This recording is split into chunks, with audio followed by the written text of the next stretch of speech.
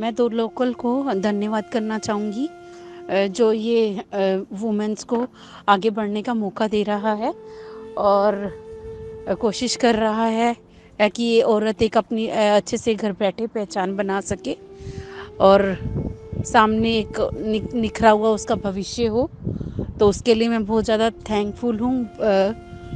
और मैं अपना ज़िंदगी का एक बहुत अच्छा पॉइंट बताना चाहूँगी कि जैसे मेरी मैरिज हुई और मेरे हस्बैंड बहुत ज़्यादा ड्रिंक करते थे हमेशा। और काफ़ी ऐसे छोटे छोटे मेरी ज़िंदगी के बहुत सारे छोटे छोटे किस्से हैं। लेकिन एक बहुत ज़्यादा इमोशनली वो जो है जिसको मैंने बहुत दृढ़ता से पार किया वो मैं आपके साथ शेयर करना चाहूँगी। ऐसे तो बहुत सारे हैं लेकिन एक मैं बताना चाहूँगी।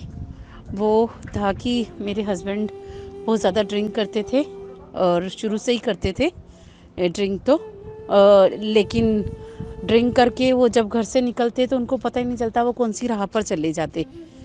और एक दिन वो सुबह कुछ शॉप पे कुछ खरीदने गए और सुबह से रात तक जो सामान लेने गए पास ही शॉप पर गए थे। एक दीमक थोड़ा सा लग गया था घर पर तो मैंने सोचा कि चलो दीमक का तेल मंगा लेती हूँ। और मॉर्निंग में दीमक का तेल घर से लेने के लिए निकले, करीब 10-11 बजे के आसपास निकले होंगे और शाम के 5 बज गए वेट करते करते तो आए नहीं।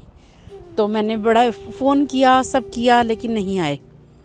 उनका कुछ अता पता नहीं, फ़ोन का कुछ पता नहीं, कुछ समझ नहीं आया। शाम को 5-5:30 बजे जिन लोगों के पास वो उठते बैठते थे मैंने उनको कॉल किया तो उन्होंने बोला कि हम देखते हैं। फिर किसी को समझ में नहीं आया तो फिर मैं ढूंढते ढूंढते मैं पुलिस स्टेशन गई।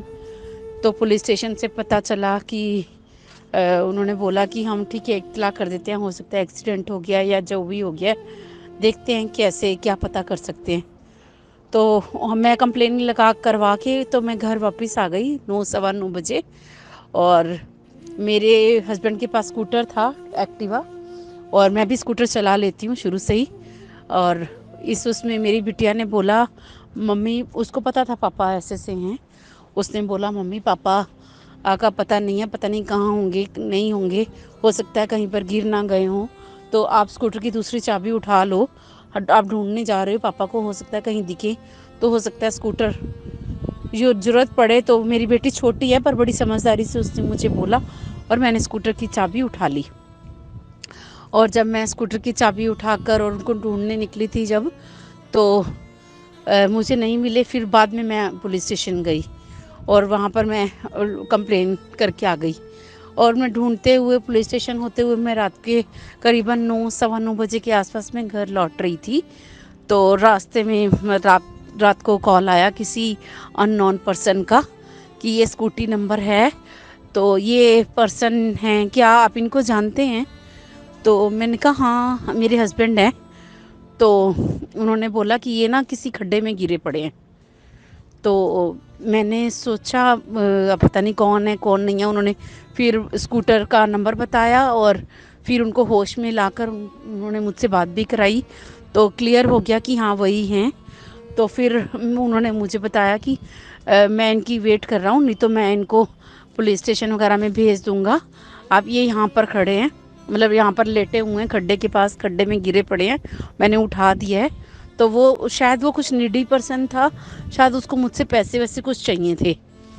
तो वैसे भी शायद वो हेल्प भी करना चाह रहा था, चारों तरफ से ही बात थी। लेकिन चलो जैसे भी करके उसने मुझे कॉल किया और फिर मैंने सोचा अब आधी रात को मैं अकेले कैसे जाऊंगी, तो मैंने अपने कज़न की हेल्प ली। गाड़ी से महरौली, मैं रहती हूँ लाजपत नगर, वो तो महरौली पहुँच गए। महरौली की ये एक्सीडेंट की घटना है। फिर वहाँ पर जब मैं पहुँची अपने कज़न के साथ तो वहाँ उनके स्कूटर की ब्रेक टूटी हुई थी, हेलमेट था नहीं और काफ़ी सारी चोटें आई हुई थी। उतनी देर में वहाँ पे पुलिस वगैरह भी जमा हो गई, काफ़ी ऐसी सी सिचुएशंस थी। अब कैसे किया जाए, घर कैसे लाया जाए। फिर स्कूटर की ब्रेक नहीं चल रही थी। मैंने उसी समय किस सबको इग्नोर करते हुए पुलिस वालों से माफ़ी मांगी, बात की, और फिर मैं उनको लेकर स्कूटर खुद ड्राइव करके, स्कूटर खुद चलाकर, और हस्बैंड को अपने कज़न की गाड़ी में बिठा दिया, और खुद मैं बिना ब्रेक का स्कूटर चलाते हुए मैं वहाँ से अपने घर तक आई बिना हेलमेट के और बिना ब्रेक्स के स्कूटर चलाकर। तो वो था कि ज़िंदगी में इतनी मुश्किल, मतलब पता नहीं कि उस रास्ते में मैं ब्रेक नहीं है स्कूटर्स में, कैसे मैं बचूंगी नहीं बचूंगी, क्या होगा क्या नहीं होगा, घर में मेरी बेटी इंतज़ार कर रही है। पर यही है कि ईश्वर हमेशा साथ रहता है, तो ईश्वर हमेशा हिम्मत देता रहा। ऐसे मेरी ज़िंदगी के बहुत सारे किस्से रहे, पर ये मुझे लगता है कि मेरी ज़िंदगी का सबसे ज़्यादा टफ पॉइंट था, जहाँ पर भगवान ने मेरी परीक्षा ली और उस परीक्षा में सफल किया, और बिल्कुल सेफ्टी से कैसे कैसे करके मैं इतनी महरौली से स्कूटर चलाते हुए घर तक आई।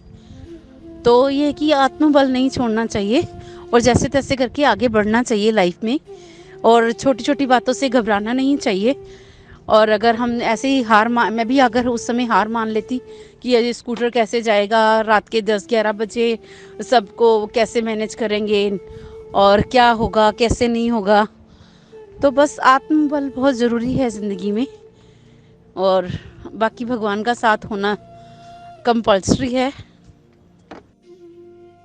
जैसा कि आप सब जानते हैं, द लोकल घर में बैठे बिजनेस देने के साथ साथ हिंदुस्तान में वुमेन एम्पावरमेंट को भी प्रमोट कर रही है।